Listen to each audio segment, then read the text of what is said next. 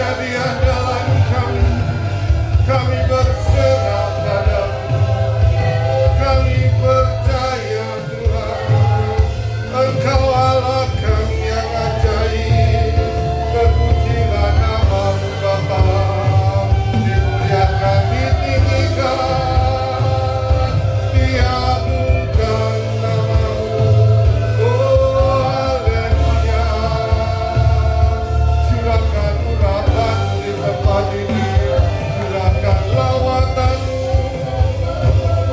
Kami perlu Engkau, kami mau Engkau ya Allah Roh Kudus, bertatalah atas hidup kami.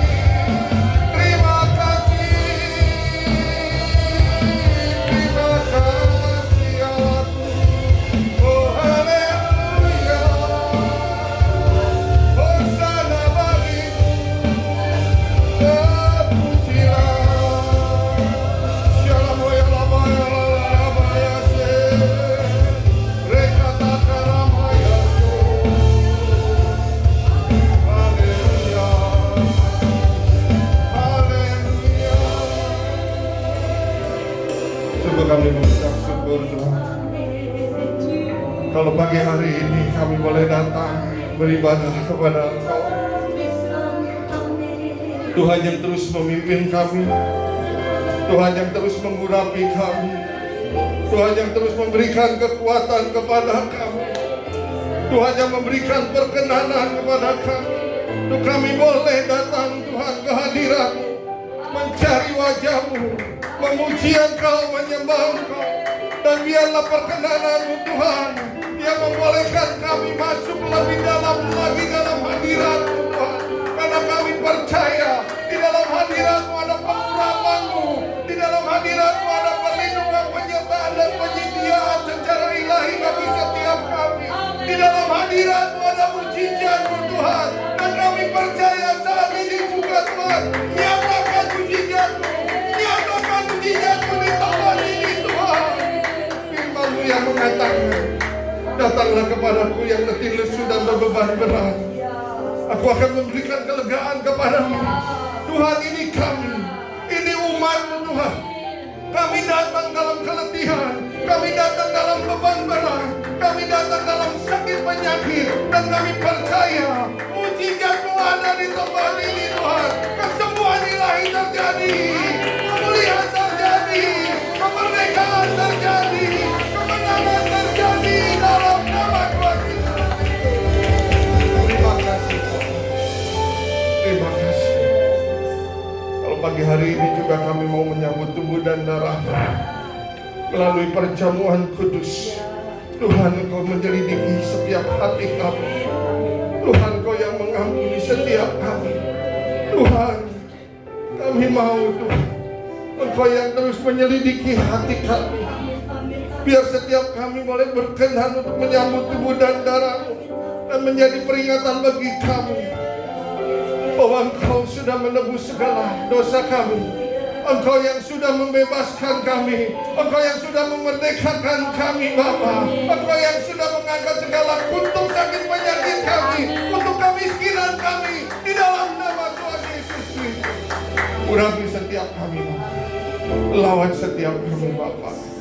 Sebentar kami akan mendengarkan kebenaran firman-Mu Bapa.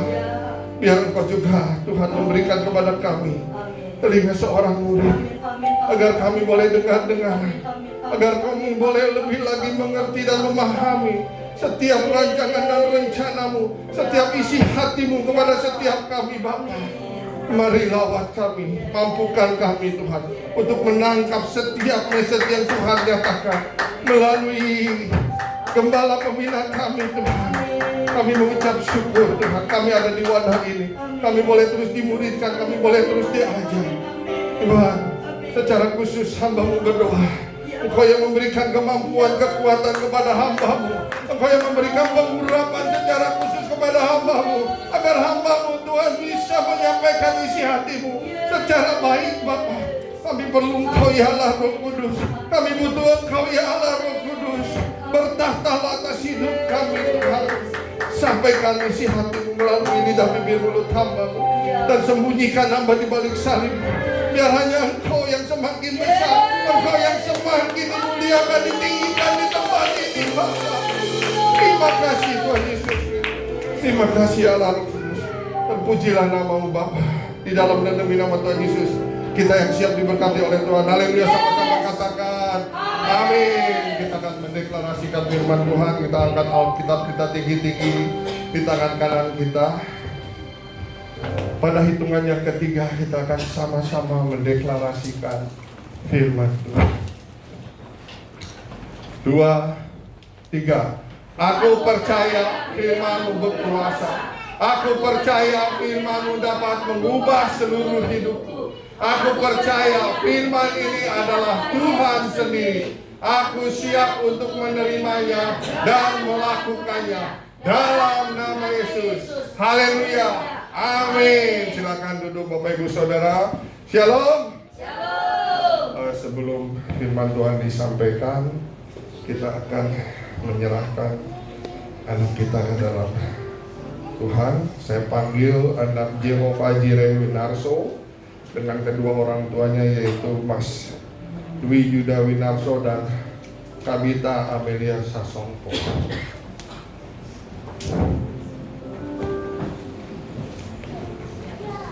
Kita satukan hati, kita angkat tangan kita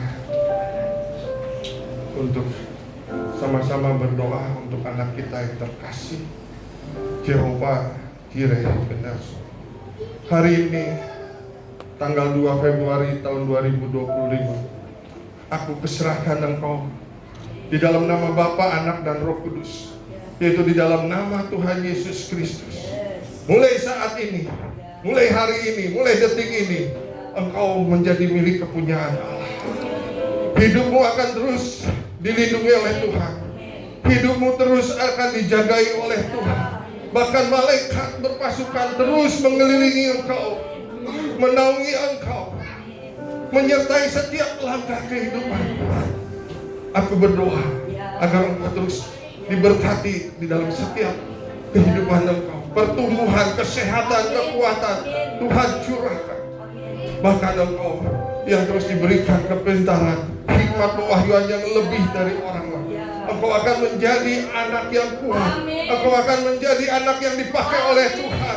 Akan menjadi pemimpin yang luar biasa. Di dalam nama Tuhan Yesus Kristus, kami mengucap syukur. Terima kasih.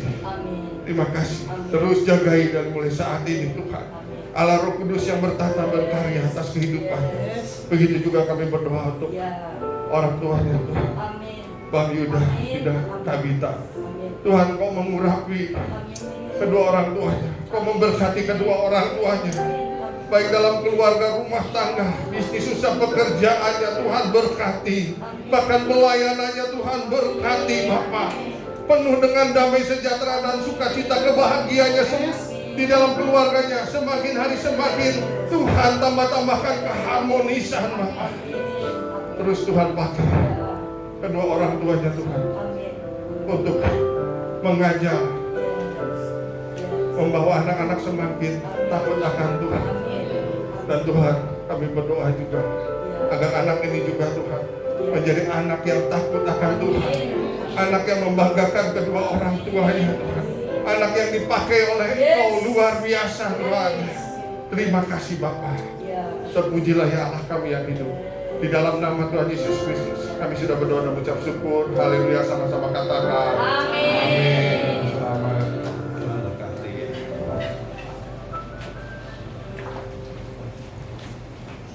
Baik,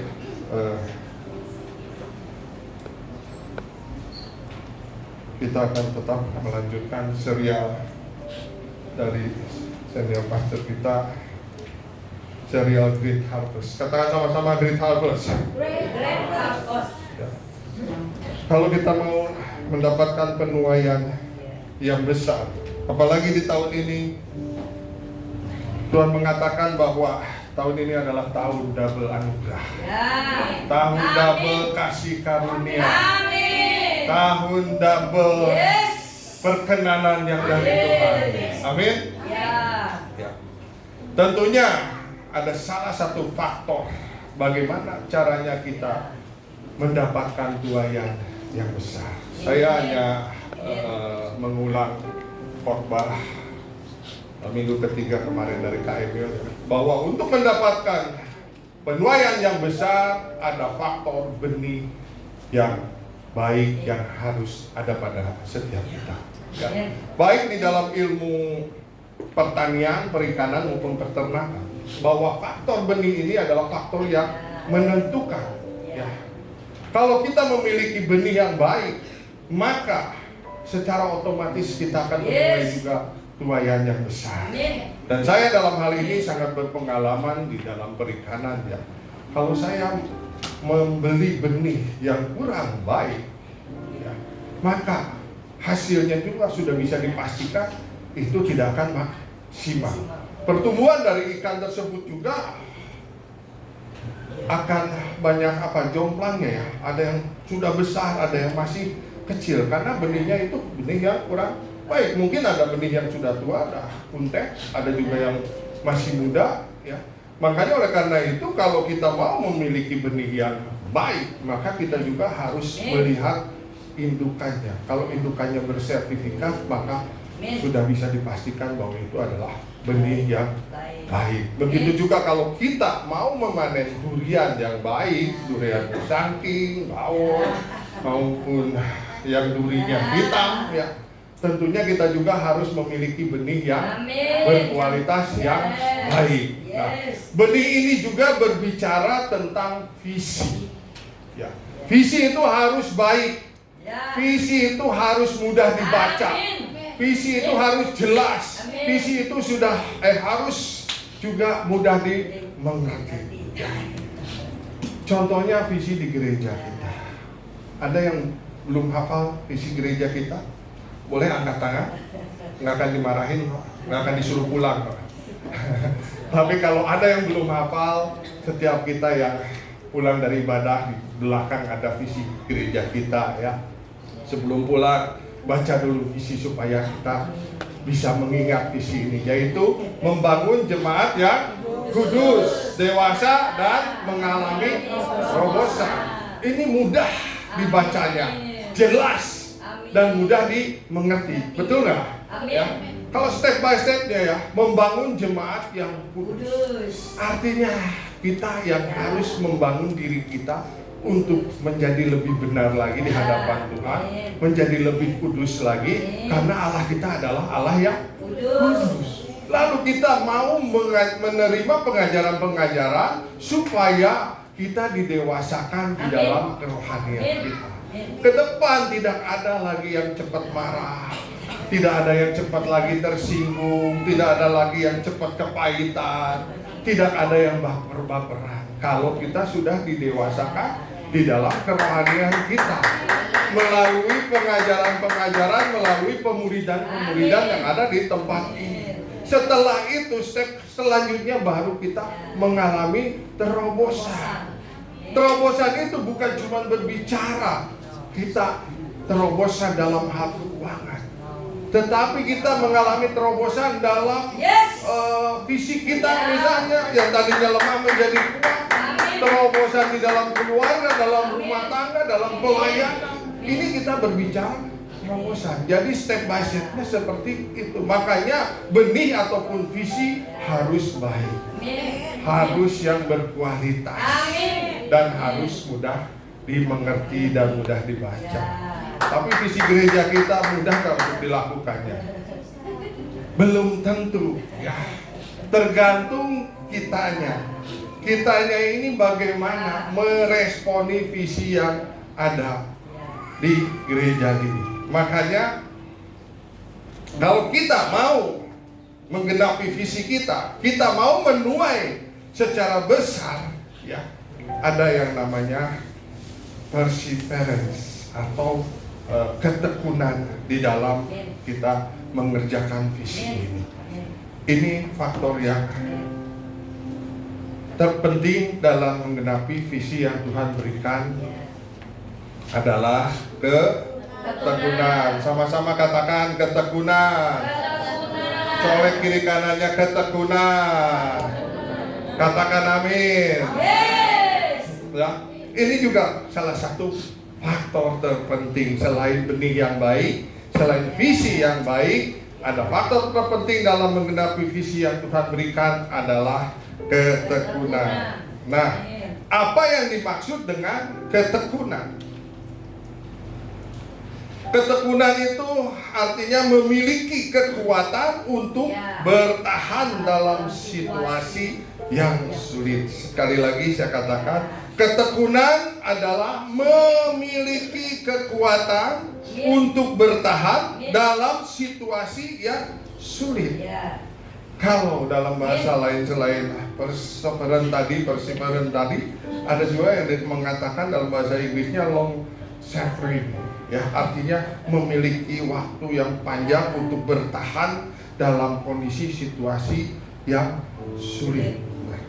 Menurut Kamus Besar Bahasa Indonesia, yang dimaksud dengan ketekunan adalah rajin, kerja keras, sungguh-sungguh. Kalau boleh saya tambahin lagi, sabar, ya.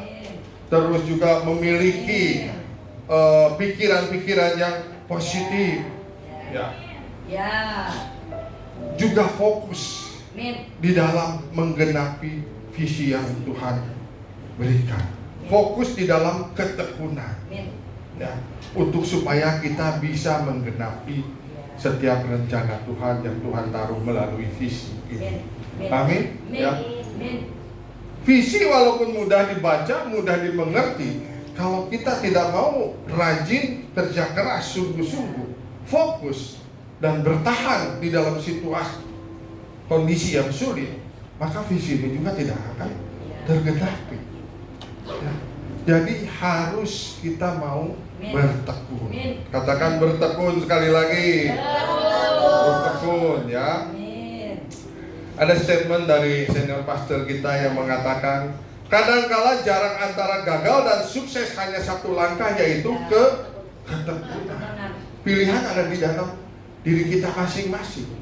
Kalau kita mau mengerjakannya dengan tekun, kita mau mengerjakannya dengan kerja keras, rajin dan bertahan, maka kesuksesan itu pasti akan kita raih. Tapi kalau kita di tengah jalan sudah putus asa, sudah melintir, nggak mau mengerjakannya lagi, maka kegagalan yang akan kita raih. Tergantung Bapak Ibu Saudara mau milih sukses atau memilih gagal, ya. Tapi saya berdoa jemaat BTC Cilegon ini semuanya mengalami kesuksesan, karena semuanya sudah diberikan, sudah diajar, sudah mengerti bahwa kita harus bertekun di dalam Tuhan. Amin. Nah, Thomas Alva Edison, dia penemu lampu pijar, ya. Dia membutuhkan 6.000 bahan untuk membuat lampu pijar. Wow. Untuk mengumpulkan 6.000 macam lampu pijar aja kita udah bingung gitu ya. Dan membutuhkan atau memerlukan 10.000 percobaan untuk bisa menghasilkan lampu pijar, ya. Dan itu pun dikatakan masih gagal saat itu, ya. Coba kalau kita berpikir saat Alva Edison melakukan percobaan baru 1.000 kali, 2.000 kali, terus dia udah menyerah, mungkin kita tidak bisa menikmati penerangan saat ini, tidak bisa menikmati lampu yang kelap-kelip yang membuat ruangan menjadi indah atau suasana yang menjadi baik, ya. Kalau dia, bahkan banyak orang mengatakan, ngapain kamu sudah 10.000 kali gagal tapi masih mau bereksperimen? Tapi ini apa yang dijawab oleh Thomas Alva Edison? Ini pemikiran orang yang memiliki ketekunan, kerja keras. Dia menjawab, saya tidak gagal, tapi saya menemukan 10.000 cara yang baru, namun belum berhasil. Ini yang dikatakan oleh Thomas Alva Edison. Bukan gagal, tapi saya menemukan cara yang baru, namun belum berhasil. Sehingga dia terus melakukannya. Dia tidak frustasi, dia tidak patah semangat. Akhirnya kesuksesannya dia raih. Makanya oleh karena itu ya, kalau kita menghadapi situasi masalah apapun juga ya, percayalah kalau kita bertekun pasti akan menghasilkan sesuatu ya. Ketekunan tidak pernah mengkhianati hasil. Kerja keras tidak pernah mengkhianati hasil. Usaha kita tidak pernah mengkhianati hasil. Yang penting kita sabar. Kita mau lebih lagi mengusahakan supaya keberhasilan itu bisa tercapai. Amin. Kita buka Yakobus 1 ayat 2 dan 3. Yuk semuanya. Buka Yakobus 1 ayat 2 dan 3. Kita akan baca bersama-sama. Yang sudah ketemu katakan amin. Belum ketemu. Yakobus 1 ayat 2 dan 3. Amin. Ya. Kita baca bersama-sama dengan suara yang keras ya. 2, 3. Saudara-saudaraku, anggaplah sebagai suatu kebahagiaan apabila kamu jatuh ke dalam berbagai pencobaan, sebab kamu tahu bahwa ujian terhadap imanmu itu menghasilkan ketekunan. Yakobus mengatakan bahwa kalau kita ya bertahan di dalam berbagai-bagai percobaan, di dalam berbagai ujian terhadap imanmu, itu akan menghasilkan ketekunan. Bahkan Yakobus mengatakan kepada setiap kita merupakan suatu kebahagiaan apabila kamu jatuh dalam berbagai-bagai pencobaan. Ini luar biasa Yakobus ini ya. Ada masalah, ada pergumulan, tapi dia katakan anggaplah sebagai suatu kebahagiaan. Amin. Mbak, minta tolong. Gak mau pindah.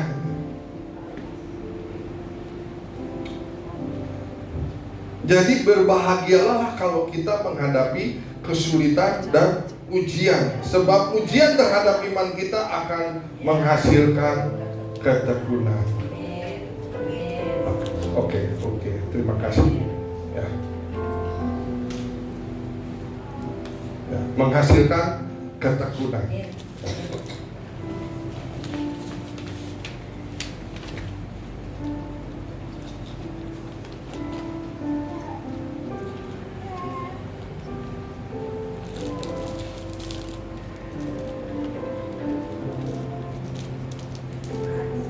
Sekarang ini ada quote dari Corrie ten Boom yang mengatakan, ketekunan adalah sebuah kebajikan yang bertumbuh semakin kuat dengan cara latihan, dengan cara exercise ya. Jadi latihan itu yang akan mendatangkan kita semakin hari semakin kuat. Latihan itulah yang membuat kita semakin hari semakin bertekun ya. Nah ini ada satu lagi apa yang dikatakan oleh Paulus di dalam Roma 5 ayat 3 dan 4. Yuk buka sama-sama firman Tuhan atau Alkitab kita. Kita baca lagi sekali lagi sama-sama dengan suara yang keras. Roma 5 ayat 3 dan 4. Yang sudah ketemu katakan amin. Ya, 2, 3 dan belum ketemu semua. Roma 5 ayat 3 dan 4. Yuk dengan antusias buka Alkitab kita ya. Dan sudah ketemu katakan amin. Ya, 2, 3 dan bukan hanya itu saja, kita malah bermegah juga dalam kesengsaraan kita, karena kita tahu bahwa kesengsaraan itu menimbulkan ketekunan, dan ketekunan menimbulkan tahan uji, dan tahan uji menimbulkan pembenaran. Paulus mengatakan sekali lagi di sini, kita malah bermegah. Yakobus mengatakan kalau kita menghadapi masalah merupakan suatu kebahagiaan. Ini dua tokoh Alkitab ini luar biasa. Kenapa dia bisa mengatakan yang satu merupakan suatu kebahagiaan, yang satu malah kita bermegah dalam kesengsaraan kita? Karena mereka sudah mengalami dan mereka sudah sering memenangkan pertandingan iman. Makanya pada saat dia menghadapi suatu pencobaan, dikatakan bahwa kesengsaraan itu menimbulkan ketekunan. Ketekunan itu menimbulkan tahan uji, dan tahan uji itu menimbulkan pengharapan bagi setiap kita. Ya. Ini latihan yang akan membuat saudara dan saya menjadi kuat, ya. Menjadi tahan uji. Ya. Kalau kita sudah memenangkan satu kali, ya, masalah pergumulan, berjalan bersama dengan Tuhan, maka pada saat ada masalah kemarin kita sudah semakin percaya diri, semakin kita kuat bahwa Tuhan pasti menolong. Amin. Saya ingat waktu dulu anak-anak saya kalau bertanding, ya, kalau dia sudah memenangkan pertandingan, besok lusa atau ada lagi pertandingan, dia akan semakin percaya diri, dia akan semakin baik bermainnya. Begitu juga kalau kita lihat yang training baik pemain musik, singer, WR, juga mungkin pengkhotbah.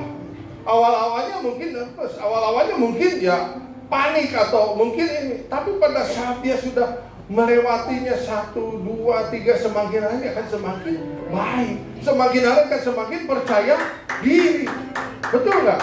Ya, makanya ya ketekunan itu akan menghasilkan tahan uji, dan tahan uji itu akan menghasilkan pengharapan, dan pengharapan kita kepada Tuhan tidak akan pernah mengecewakan, karena Allah kita adalah Allah yang ajaib. Allah kita adalah Allah yang setia.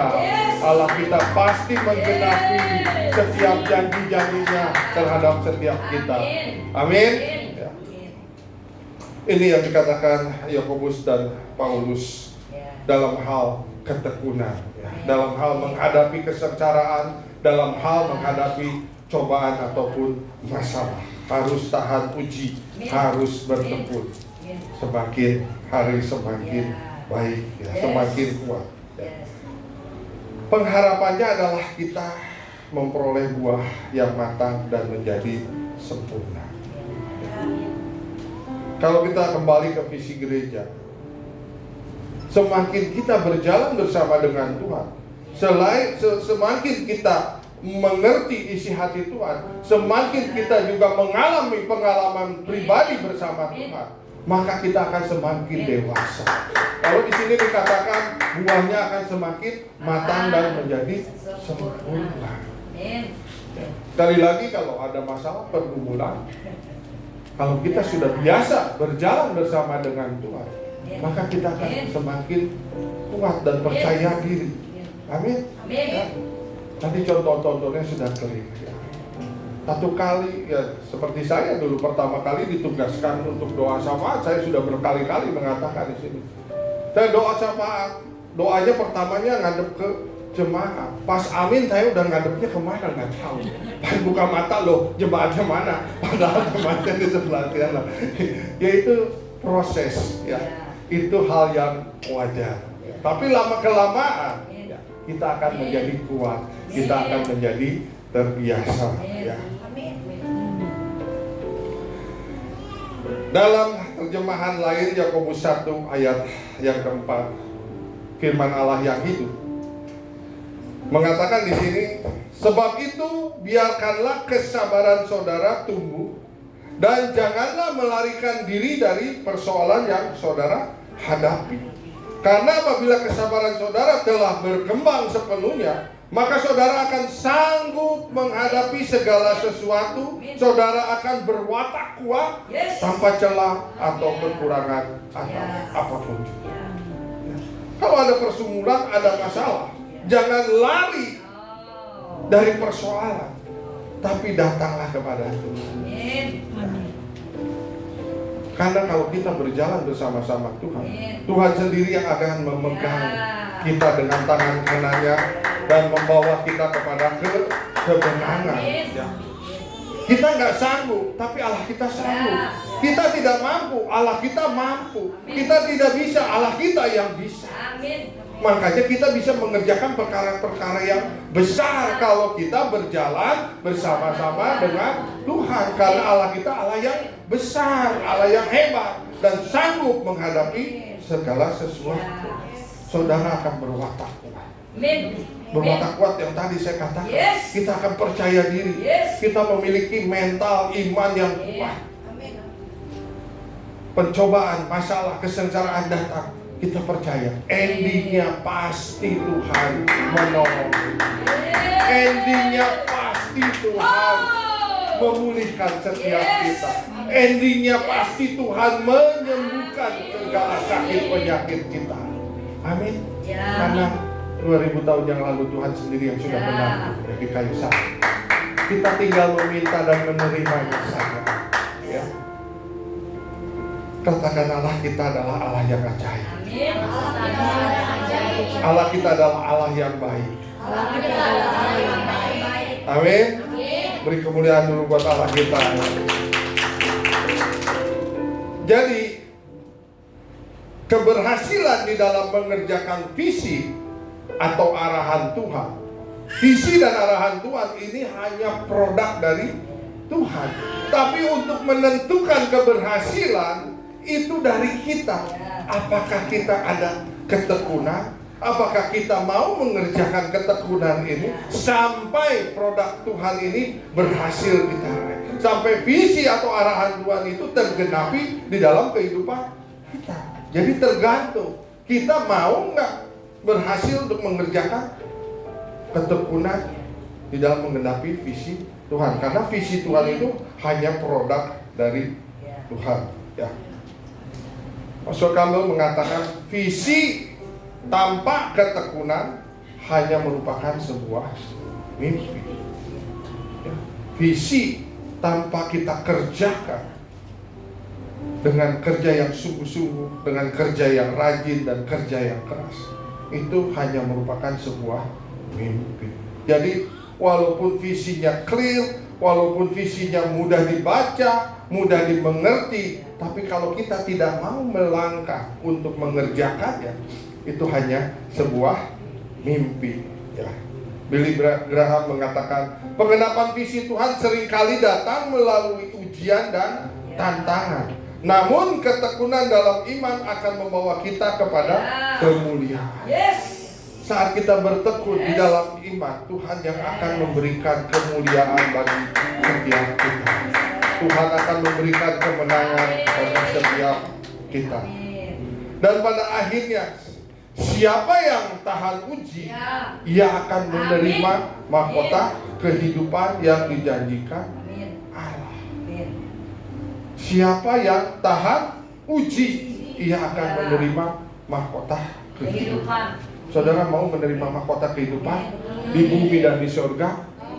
Katakan kiri kanannya bertekun. Kerjakan apa yang Tuhan mau. Amin. Tetap semangat. Walaupun mungkin saat ini kondisi situasi kita berbeda dengan apa yang kita ucapkan, tapi percaya endingnya Tuhan pasti menyelesaikan segala masalah kita. Tuhan yang pasti membela kita. Tuhan pasti yang memberikan kemenangan kepada kita. Yang percaya katakan amin. Amin yang lebih keras lagi. Berikan kemuliaan buat Allah kita. Katakan haleluya. Luar biasa jemaat WTC Cilegon. Tetap antusias ya. Walaupun masalah masih ada. Ada yang nggak punya masalah?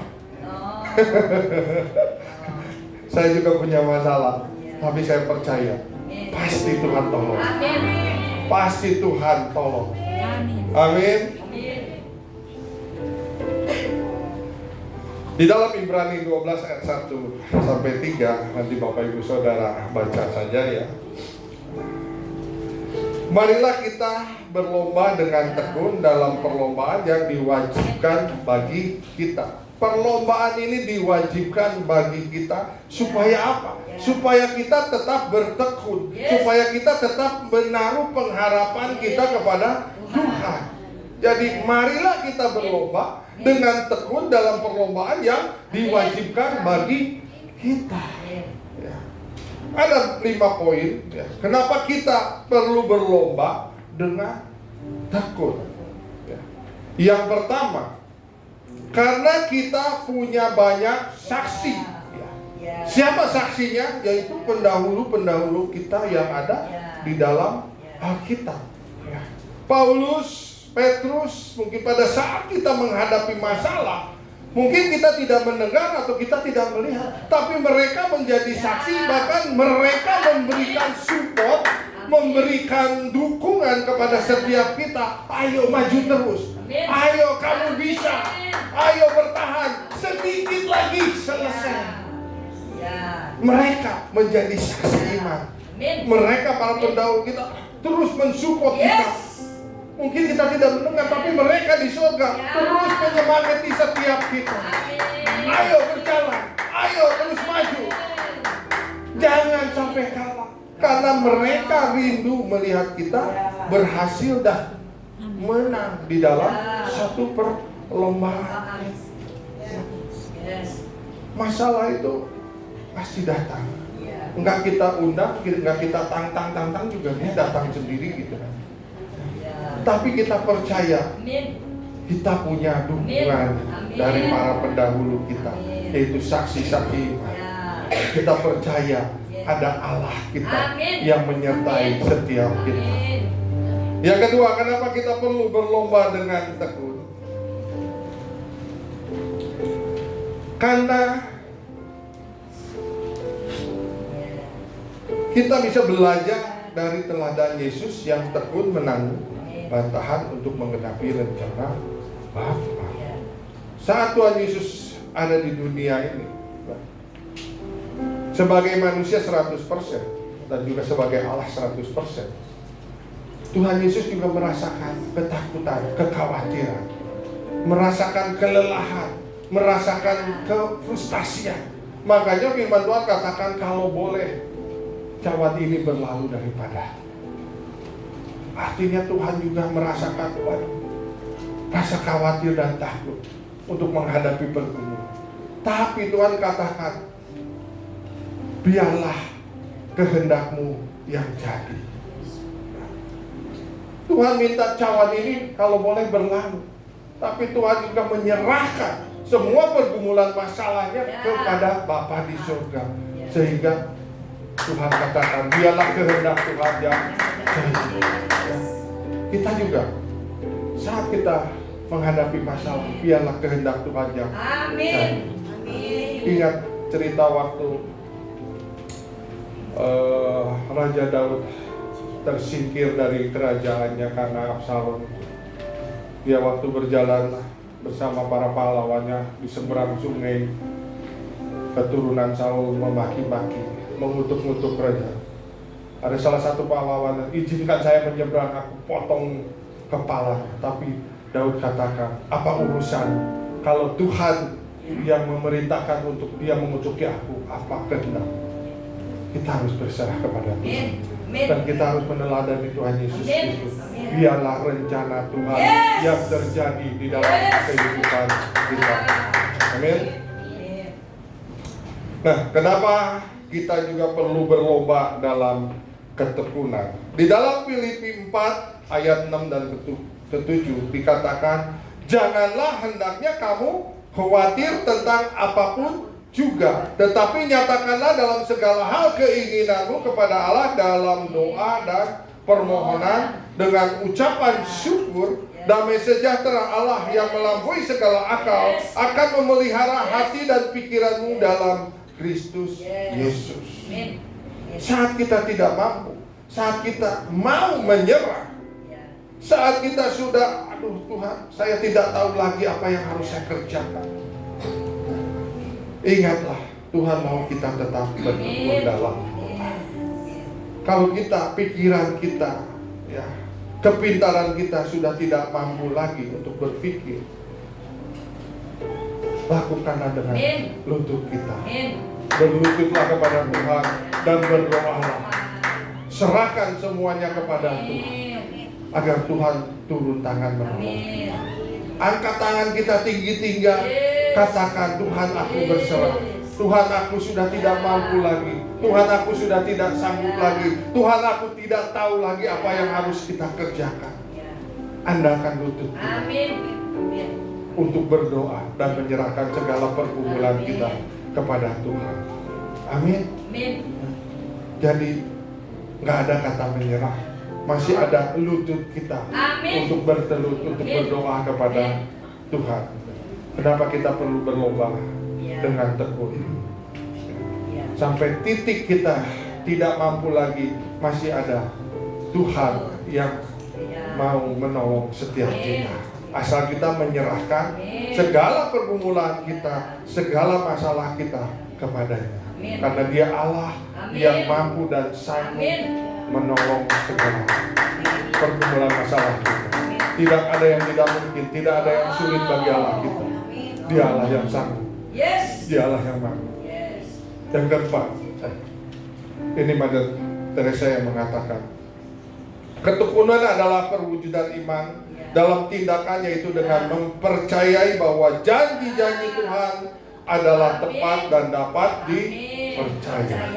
Bahwa janji-janji Tuhan itu tepat dan dapat dipercaya. Makanya kita tadi deklarasikan firman. Firman Tuhan selain menjadi kekuatan bagi kita, ini merupakan solusi, ini merupakan jawaban atas setiap pergumulan masalah kita.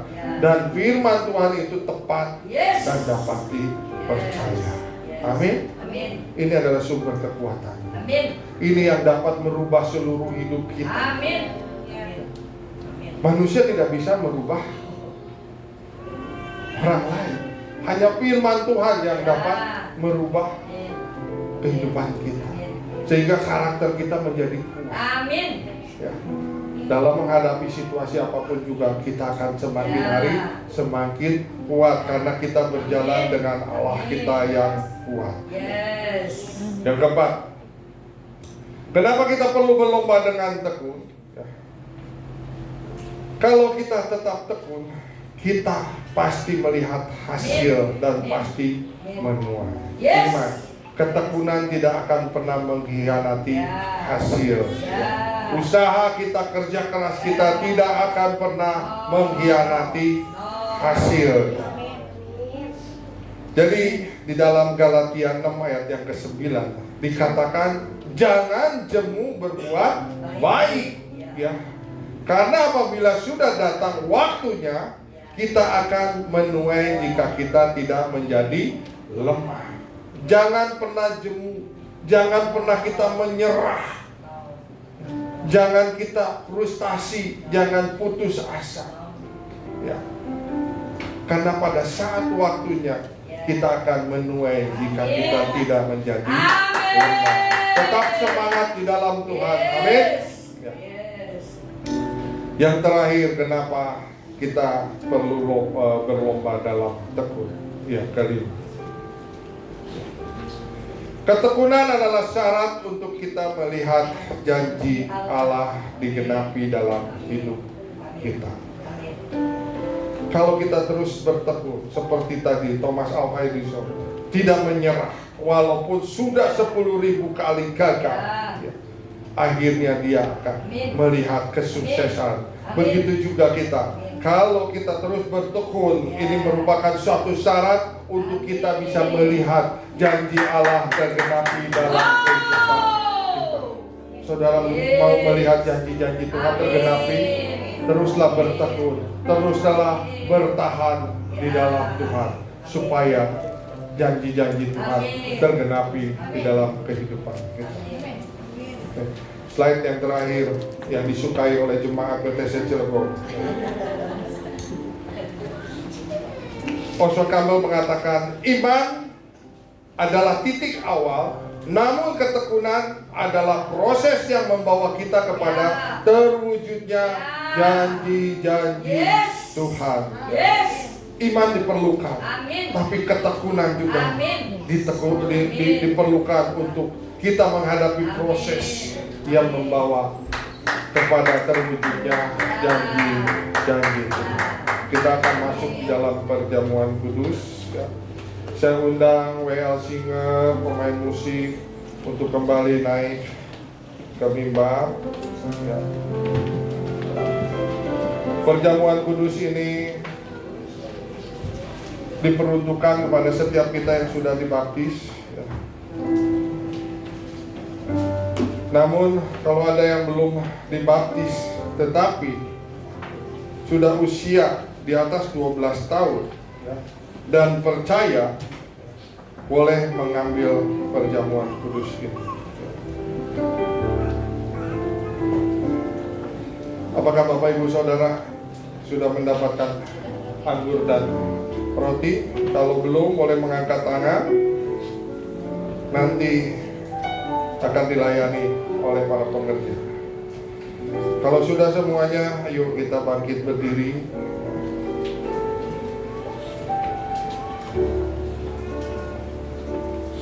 Kita satukan hati dulu dalam doa. Sekali lagi Bapak, selidiki hati kami.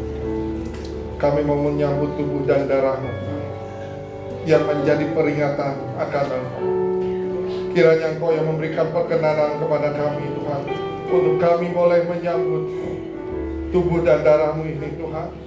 Biarlah tubuh dan darah-Mu ini Tuhan yang membebaskan kami, melepaskan kami, membawa kemenangan kepada kami, menyembuhkan segala sakit penyakit kami Bapa. Kami percaya dengan iman kami Tuhan, bahwa tubuh dan darah-Mu inilah Tuhan yang menjadi makanan dan minuman yang sesungguhnya, yang terbaik yang Tuhan berikan bagi kami Bapa, sehingga kami memperoleh pemulihan Bapa. Mari angkat roti di tangan kanan kita tinggi-tinggi dan dengarkan firman Tuhan.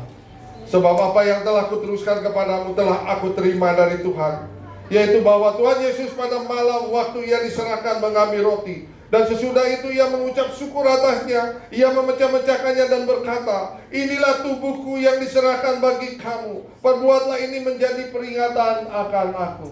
Saudara yang terkasih, bukankah roti yang atasnya kita ucapkan syukur adalah persekutuan kita dengan tubuh Kristus? Amin. Mari kita makan di dalam nama Tuhan Yesus Kristus.